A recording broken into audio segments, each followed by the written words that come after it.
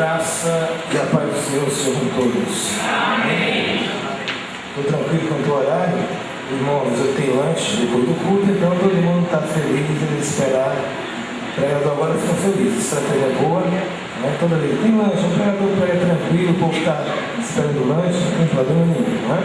Vamos lanchar primeiro aqui, depois alimentar lá. Nós queremos aqui parabenizar o Coral Filho do Rei, né, por mais um ano aí de aniversário, de lutas. Deixar para vocês o texto que se encontra em 1 Coríntios, capítulo 15, versículo 58, que diz: meus amados irmãos, são firmes e constantes, sempre abundantes na obra do Senhor, sabendo que o vosso trabalho não é vão do Senhor. Lembre-se que espinhos surgirão, obstáculos chegarão diante de vocês, mas se não desistir, vence. Só vence quem não desiste. E vocês estão aqui porque não desistiram. Cada um com história de vida, cada um desses componentes com as suas lutas diárias. O inimigo lutando para tirá-los do coral, o inimigo lutando para tirá-los da proclamação da palavra cantada. Mas eles perseveraram. E hoje pode dizer: até aqui nos ajudou o Senhor. Aí canta que Jeová é provedor, que é o Criador, que é Deus de paz. Canta porque viveu isso durante todo o ano e estamos sustentados por Deus. Deus abençoe vocês abundantemente em nome de Jesus. Estamos aqui, queridos, com muita alegria no coração, uma luta para poder vir, mas minha graças a Deus, estamos aqui. Estou com minha esposa ali, Cristiane ali.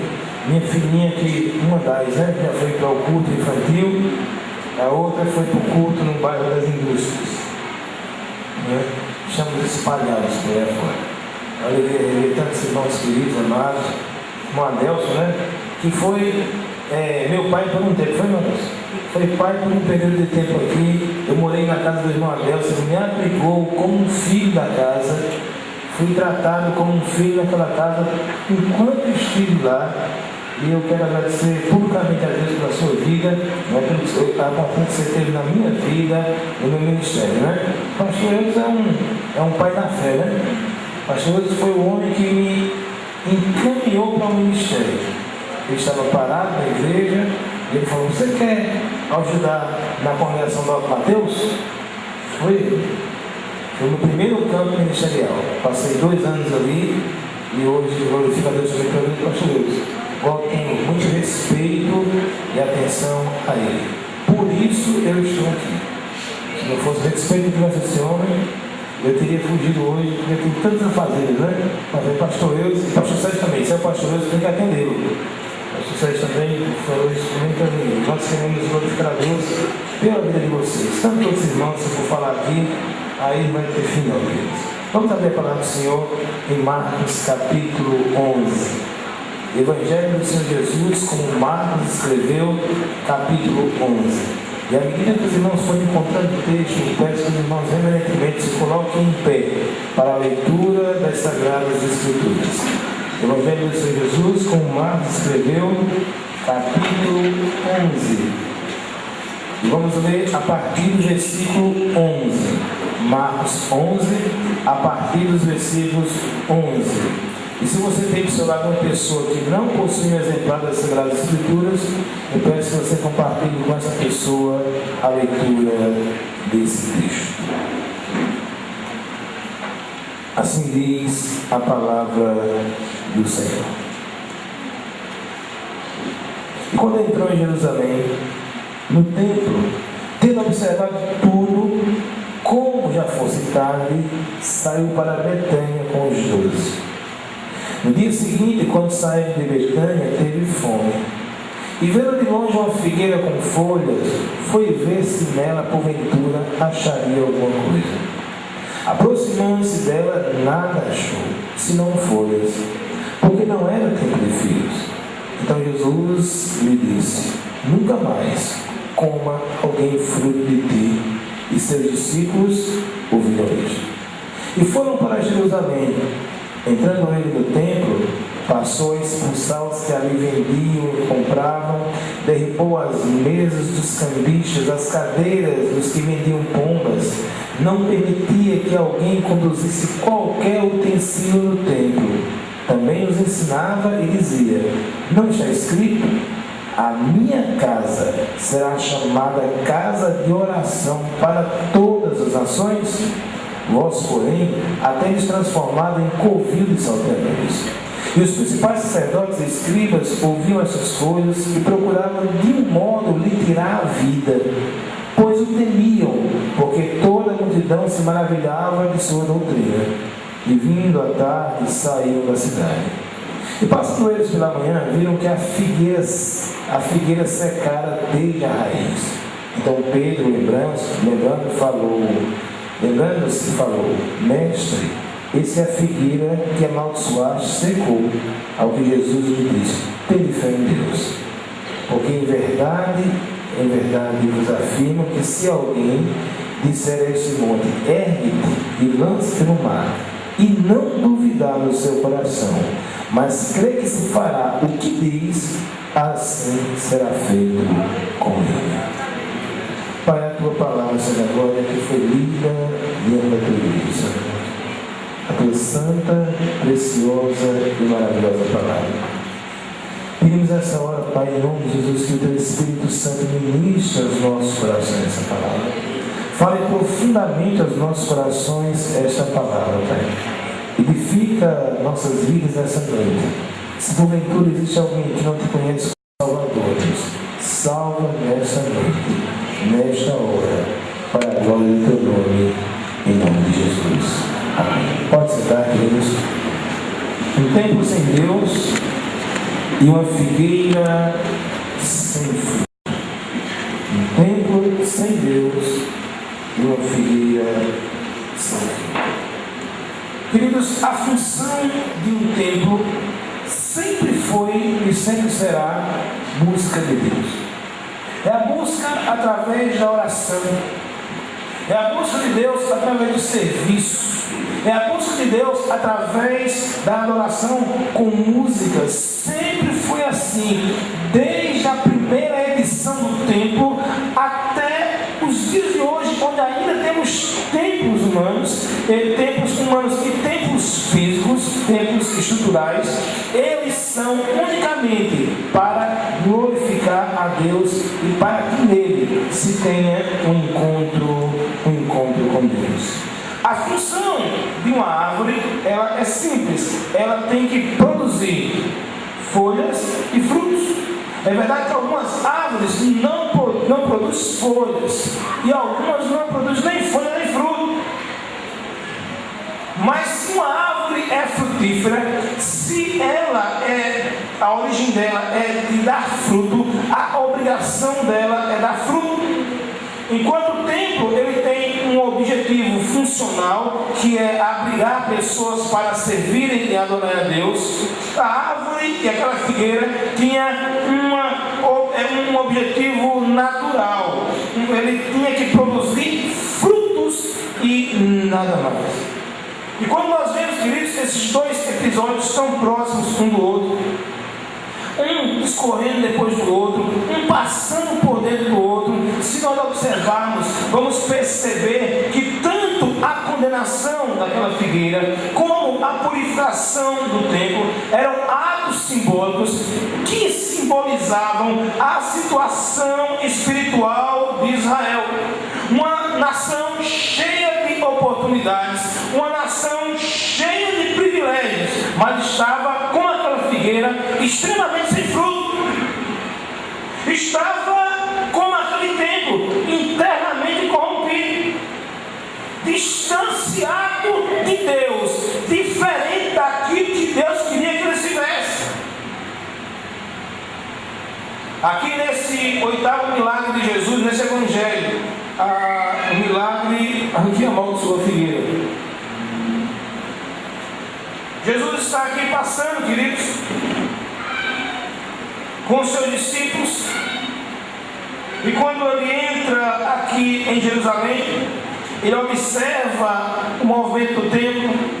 Já era tardezinha, ele volta volta para Betânia, e depois ele volta de Betânia e volta para o templo, vai para Jerusalém outra vez. E nessa caminhada, a Bíblia diz que ele teve fome. E nesse momento em que ele teve fome, ele observou uma árvore. E aquela árvore estava frondosa, e era uma figueira. E ele rapidamente foi até a figueira. De longe estava muito bonito. Quando chegou pertinho da figueira, procurou um fruto e não encontrou. Só tinha folhas.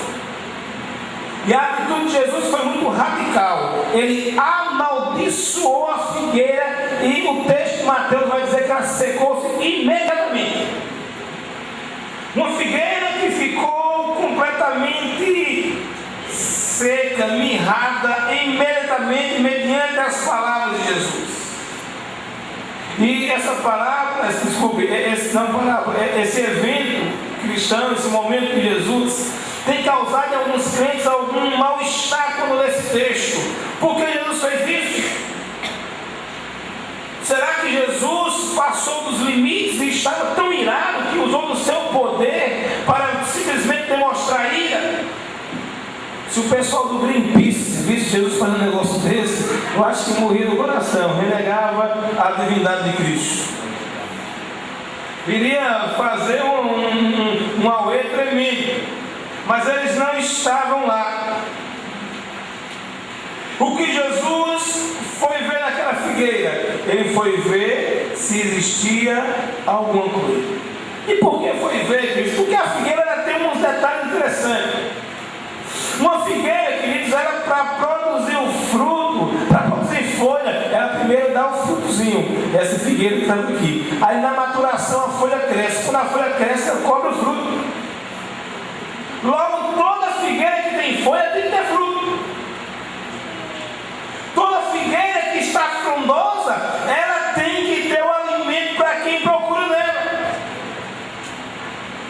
E quando Jesus foi àquela figueira, ele foi desejando encontrar fruto nela. E quando foi lá e não encontrou, ele percebeu que aquela figueira não era o que estava mostrando. Aquela figueira era uma fraude. Era a figura da hipocrisia. Aquela figueira não podia estar mais enganando ninguém. Ela tinha que ser arrancada daquele lugar. Entendamos que aqui nós não estamos falando de árvores, estamos falando de vidas agora. Você como crente, que devemos estar, queridos, arraigados na videira que é Cristo. E nesse momento da figueira, lá em João 15:8, Jesus fala: nisto é glorificado meu Pai, que deis muito fruto. Ele espera de mim e você frutificação.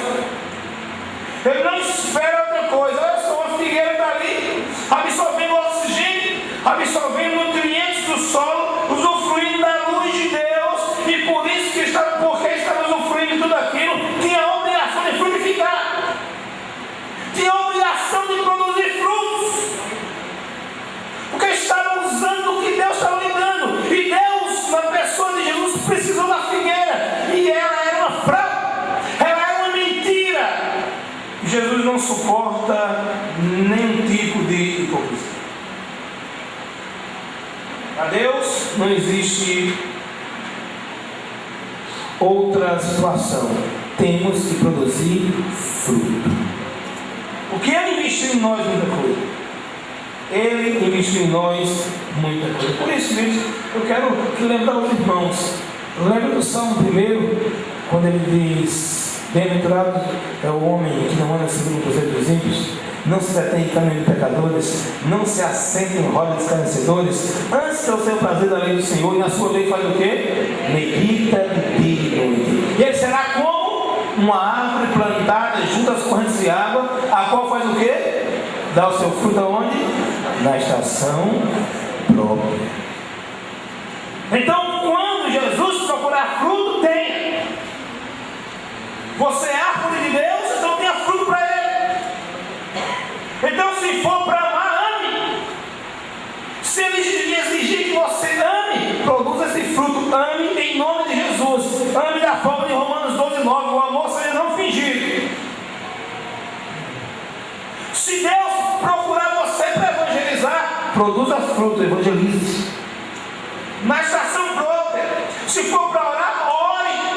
Se for para contribuir, contribua. Se for para perdoar, perdoe. Nem que seja 70 vezes 7. Perdoe para a glória de Deus. Porque se você está junto ao rio das águas, se você está sendo arraigado naquela videira e está recebendo a seiva do alto, você tem como produzir frutos em sua vida, porque o agricultor investiu em você nutriente suficiente para que nós produzamos fruto para a glória do seu nome. Ele espera isso da gente. Ele quer fruto da gente. Se ele exige que o seu fruto seja uma entrega plena para a obra ministerial, se entregue em nome de Jesus. Ele quer fruto. Ele não se satisfaz com a aparência, lembre-se disso. Fachada, beleza exterior, não. Ele quer fruto. O mestre olhou para a figueira, estava bonita, mas faltava fruto. Faltava o principal. Faltava o retorno do investimento que tinha dado a ele. Eu fico pensando que Deus investiu em nós. Deus me regenerou. Deus expiou os meus pecados. Deus cobriu os meus pecados. Deus investiu em mim o Espírito Santo. Investiu em mim sua palavra. Aí me deu um pastor para cuidar da minha alma, para me instruir. Me deu uma igreja para que eu pudesse congregar e através dela servir. E mesmo assim eu não produzo frutos. Não pode. A árvore que não produz fruto, machado chega à raiz. Como diz aquele menino mais novo, machado nenhum vai cortar a minha raiz, porque eu vou viver o que a palavra me diz. É do pregador Lula. Muito interessante a letra desse. Está aqui Jesus, queridos, dando uma sentença clara. Não tem fruto. Pode jogar fora. Aí Jesus ali, sai dali, vai para onde agora? Vai para o templo. E lá no templo, queridos, ele avista ali agora sacerdotes.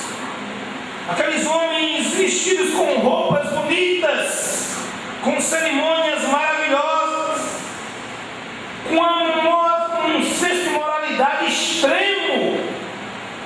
E ele vê tudo aquilo, vai lá no templo, e lá no templo, queridos, ele também se choca. Ele também, parece no dia da ira de Jesus, né?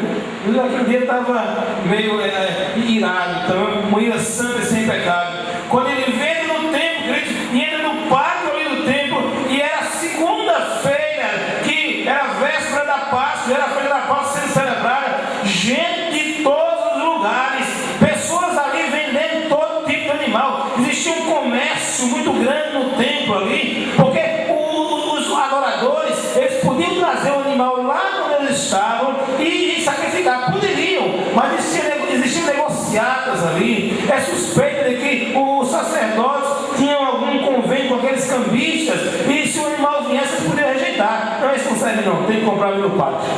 Esse animal não dá certo não, compre outro no pátio. Então era mais fácil comprar logo direto no pátio. Só que no pátio, queridos, a inflação era muito grande. Eles exploravam as pessoas. E lá no templo, a ofertório só podia ser dado com a oferta dos judeus, com dinheiro judeu. Então, o povo estava com dinheiro romano lá na mão. Com outro dinheiro, os cambistas sentados, trocando o dinheiro um pelo outro e tirando lucro também. E aí, a falta de respeito, de amor, de reverência, de tudo que você possa imaginar, estava acontecendo no templo. Jesus entra no templo e se entristece com o que vê. Segunda tristeza dele naquele tempo. O templo tinha aparência externa, mas tinha corrupção interna. Aquele templo, queridos, o culto daquele templo tinha pompa, mas não tinha vida. O culto daquele templo tinha rituais, mas não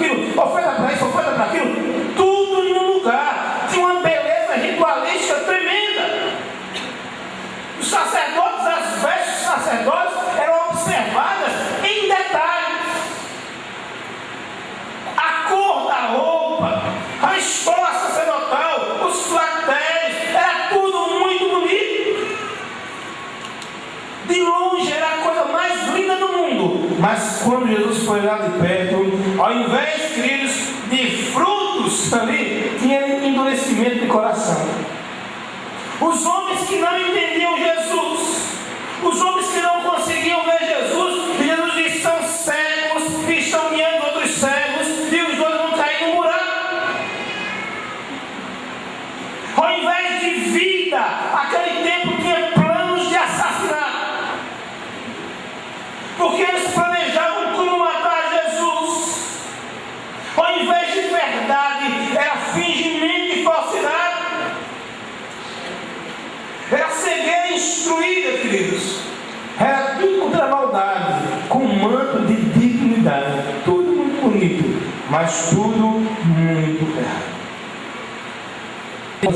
Na primeira edição do templo, quando Salomão construiu aquele templo, na sua primeira edição, Salomão constrói o templo, queridos, uma coisa bela, espetacular, com a sabedoria que Deus deu, com os mistérios que nós não entendemos. Não se ouviu barulho de martelo naquele lugar. Cada pedra que só misericórdia de Deus, e não tem barulho de martelo ali. É aquele tempo que ele passo a passo erguido, e chega o dia da inauguração do templo. A festa é grande, centenas de milhares de animais foram sacrificados durante toda a extensão da festa.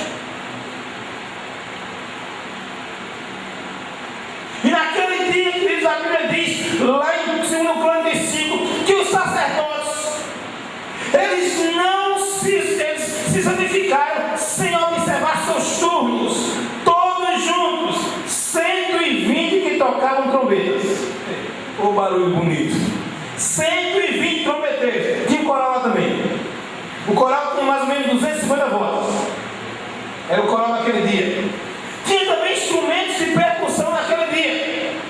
Era uma variedade de 17 instrumentos diferentes. E eles começaram ali a se santificar. E no momento da dedicação do templo, Cristo, quando a arca vem para o templo, eles santificaram-se e começaram a cantar uma música linda, de uma letra profunda. A letra dizia: porque Ele é bom e a sua benignidade dura para sempre. É só isso. Aí começaram a cantar, toca as trombetas e o coral em alta voz: Ele é bom, aleluia, e a sua benignidade dura para sempre. Ele é bom e a sua benignidade dura para sempre. Aí o céu se move, queridos. A Bíblia diz que uma nuvem enche a casa, a nuvem enche aquele lugar, e os sacerdotes são impactados com aquela nuvem de forma de os nossos caminhos. Eu ouvi dos céus, eu saber os primeiros pecados, e eu sararei a sua terra. E então estarão abertas os meus ouvidos, e a oração se fizer aonde, queridos? Nesse lugar, lá no templo. Aí Jesus agora entra no templo. Cadê a glória de Deus? Não está. Jesus entra no templo. Aonde está a nuvem da presença de Deus? Não está.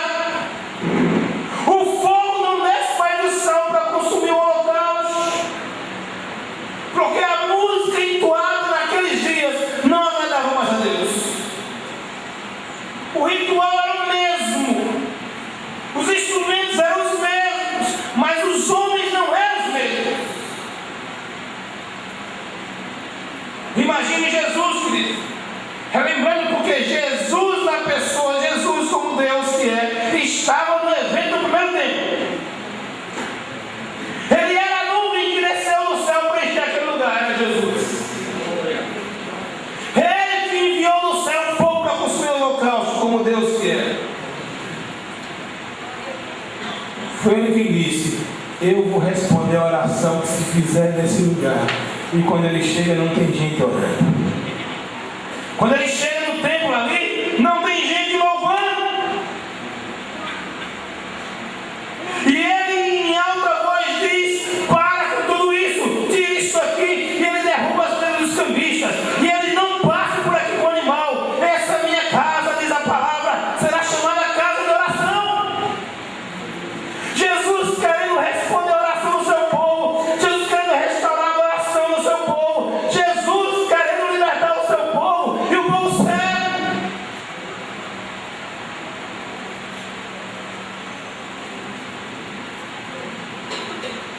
Ele está no templo. Ele está no templo. E hoje podemos ter certeza que Ele está aqui. Porque nós gozamos da linda promessa: onde estiverem 12 ou 13 reunidos, eu vou estar lá. É a promessa dele. E Ele está aqui conosco. Eu só estou pregando porque eu sei que Ele está aqui. Se eu desconfiasse que Ele não estava aqui, nem aqui eu ia. Mas como eu sei que Ele está aqui, eu também estou. Para a glória de Deus.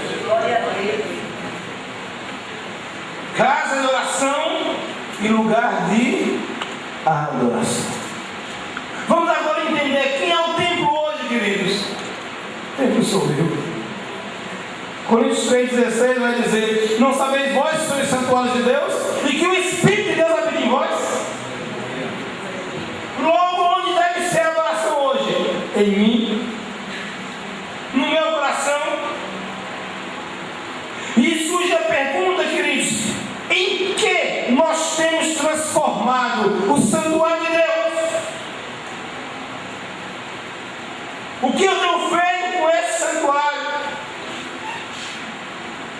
E a segunda pergunta: quando esse monte de santuários ambulantes se reúne nesse santuário terrestre, o que nós estamos fazendo nesse lugar?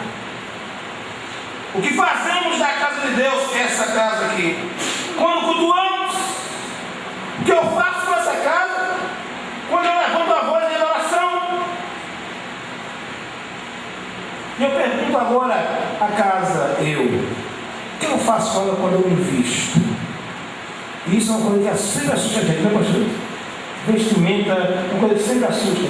Porque o diabo tem uma classe, tem uma classe de espírito as pessoas, principalmente a questão feminina, porque o homem que vê mulher por aí sem roupa tem um cara que fica doido aí. Aí o diabo sabe fazer direitinho, é um processo bem ruim, sabe? Por exemplo, antigamente, gente de cabelo branco mesmo, né? Antigamente, as mulheres em geral, não falando de igreja não, falando no mundo, não estou falando de ninguém de igreja, do mundo. As mulheres usavam as camisas aqui, né? Na mão da camisa. Aí com o tempo, a calor, vem pra cá. Com o tempo, já tira a camisa, tira a manga, tirou. Aí com o tempo, tira a manga e bota a alça, botou. Tira a alça, tirou. Qual o próximo passo agora? Eu estou falando do mundo. Agora, se tem crente imitando lá de fora é outra coisa. Estou falando do mundo, já ter feito isso no mundo, tirando pouco a pouco. Aí, quando não conseguiu tirar mais daqui, aí tira de baixo aqui agora, né? Opa, aí já sobe, tira um pouquinho, sobe um pouquinho aqui e sobe por lá. Queridos, você é templo de quem? Do Espírito Santo. É para quem olhar para você? Deus. Ou seu esposo. E ponto final. Se misture com esse mundo não. Sério não. Eu não estou mandando você usar paletó não, pelo amor de Deus. Estou mandando você vestir com decência e honra, só isso. Em nome de Jesus, entenda o que eu estou dizendo. É tempo do Espírito Santo. É para um incrédulo olhar para você e ver Cristo. Só isso. E os rapazes também, cuidado, os rapazes aí com roupinha a lá da Zé Maria Luciano e companheiro limitado. Cuidado com a vida, né? Em nome de Jesus. Vamos voltar para o texto, queridos. São Jesus no templo, decepcionado com o que veio, e agora ele completa a sua obra. Completa.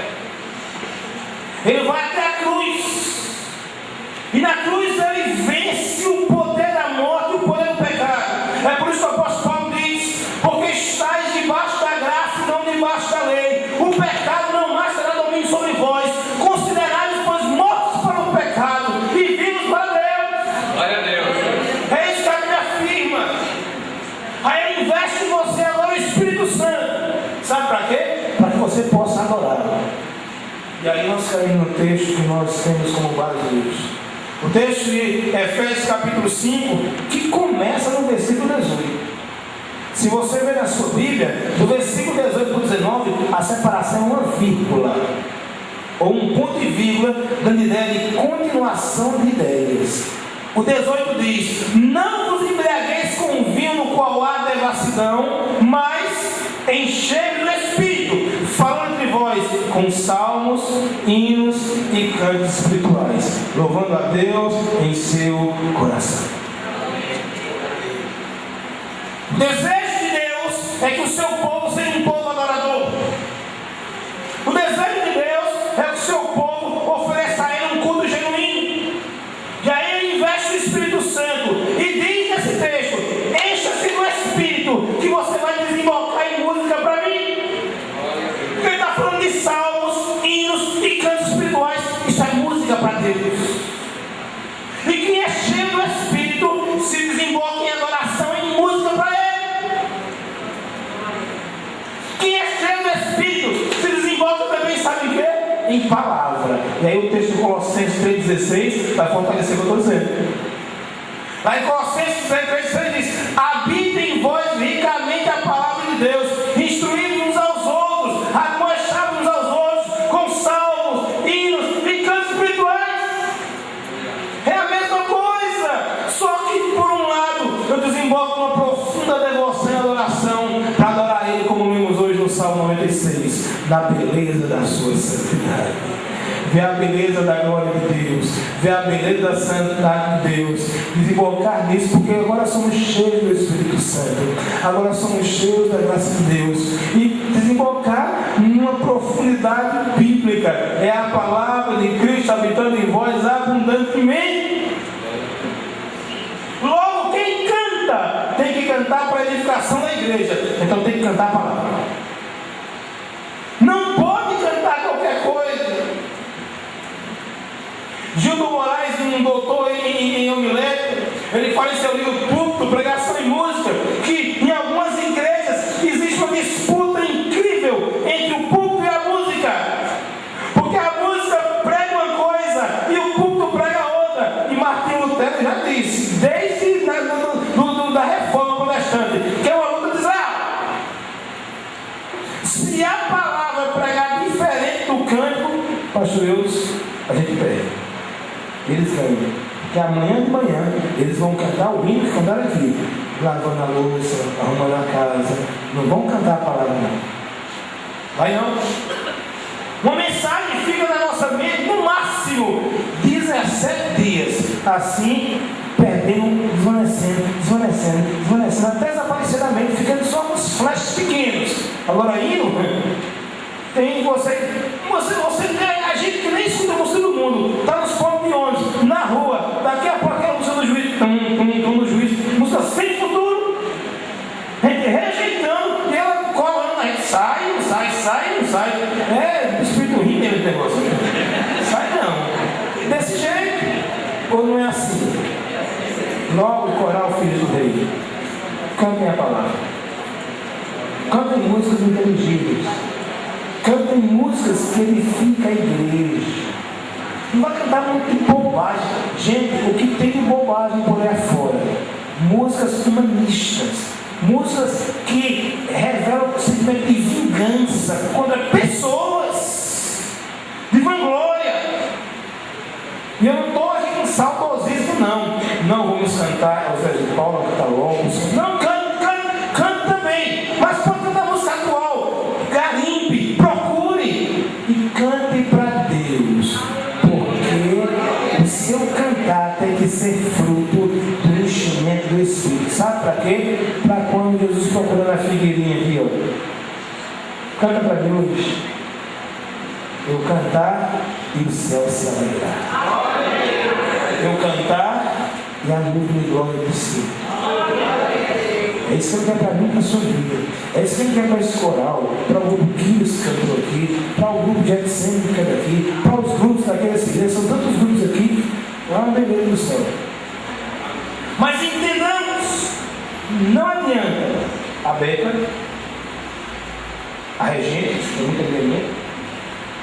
Não adianta as vozes bem divididas que estavam abençoadíssimas hoje, tudo no seu lugar.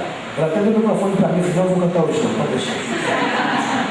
Vou não, eu vou cantar hoje não. Não adianta tudo isso, a forma, se não existir a essência. Porque Jesus foi na figueira, encontrou forma, não encontrou essência. Jesus foi no templo, encontrou forma, não encontrou essência. E ele disse: eu não quero isso. Mas ele tinha ido no templo da primeira edição. Ele encontrou forma, que tem que ter ordem, essência, tem que ter momentos litúrgicos, tem que ter, porque isso é bíblico. Deus foi criterioso. Deus não se importa com isso, não. Não se importa com roupa, não. Vá ler Êxodo a partir do capítulo 25 e veja na construção do tabernáculo. Deus dizendo a Moisés: Moisés, eu quero ser adorado assim. E vá lá ver, está dizendo, eu quero ser adorado desse jeito. Vá ver os detalhes de cada coisa, minúcia. Deus sendo meticuloso, criterioso ao extremo. Deus se importa sim com ordem, com decência, com liturgia. Deus se importa com isso, sempre se importou. Jesus foi no templo, não achou, condenou de primeira. Está tudo errado aqui. Não achou nem forma e nem essência. Que ele no seu coração ele encontra, em primeiro lugar, fruto de uma vida como sagrada. Depois ele encontra em você adoração verdadeira, essência desse tempo. Sabe para quê? Para que nós possamos desembocar em adoração, em louvor, em música para Deus. Nós sermos música para Deus. Termino nesse momento, lembrando de Paulo e Silas. Uma dupla linda. Dupla, não sei se eles arrumaram a letra certa para cantar naquele dia. Lá naquela prisão. Depois de ser apanhado, depois de ser surrado, depois de ser humilhado, depois de ser caluniado, tudo você possa imaginar. Estão agora por volta da meia-noite, porque está com muita fome, num lugar fedido, num lugar inóspito, da pior qualidade que você possa imaginar, na prisão interior, os pés e as mãos amarrados com ferro, correntados. Aí a Bíblia diz que nesse momento esses dois homens faziam duas coisas. Faziam o quê? Cantavam e oravam. Oravam e cantavam hinos a Deus. Eu sei que não é assim, entendem? Não é assim, mas vou dizer, imaginar como se fosse. Está Deus lá, resolvendo suas coisas no céu? Não é assim, estou imaginando. De repente, sobe uma corzinha. Eita, que acorde comigo. Eita, tem alguém cantando. Opa, essa música é diferente. Acha, quem está cantando? Tem alguém cantando para mim. Eu quero ir lá onde ele está, acha para mim. Aí corre um monte para cá, para lá, já achei. Está lá em Filipos. Eu sei onde ele está, eu sei, ele entrou de lá, enfim, ele entrou. Ele está no T2, está na prisão, que é teu servo, Paulo e Silas. Eu vou chegar agora, mas chegou chegando. Mas chegou chegando mesmo. Quando chegou, as paredes não aguentavam, só tremeu. O terremoto começava a abalar. Aí o terremoto não derrubou a parede, cadeado, não sei como é isso não. Glória a Deus. É um terremoto diferente, ele abre cadeado. E abre porta. Aí que milagre é o segundo, porque abriu porta e cadeado de bandido que não quis fugir. Pronto. Eu não sei como é que é isso não. Eu sei. É porque dois homens resolveram dar a Deus a essência da adoração, profundidade em louvor. Fizeram vamos cantar para Deus, não importa onde estivermos. Eu vou servir a Deus, não importa a circunstância. Não questiono Deus pelo que estou passando. Eu adoro a Ele porque Ele é Deus. E ponto final. E isso moveu os céus. Isso moveu Deus. Moveu as cadeias. E trouxe salvação para uma família, para a glória de Deus. Está passando por luto, irmãos, irmãs. Está na agonia e diz: eu não vou cantar hoje porque não dá. Canta que dá. Canta com a alma. Canta com fé. Eu estou lá em casa, não vou perder Deus, não, que eu estou tão triste, não adianta Deus, não quer. Deus quer sim. Venha para cá porque Ele vai ouvir o seu clamor. Ele vai ouvir a sua oração. Ele vai chegar onde você está. E você vai ser visitado pelo seu poder para a glória dele.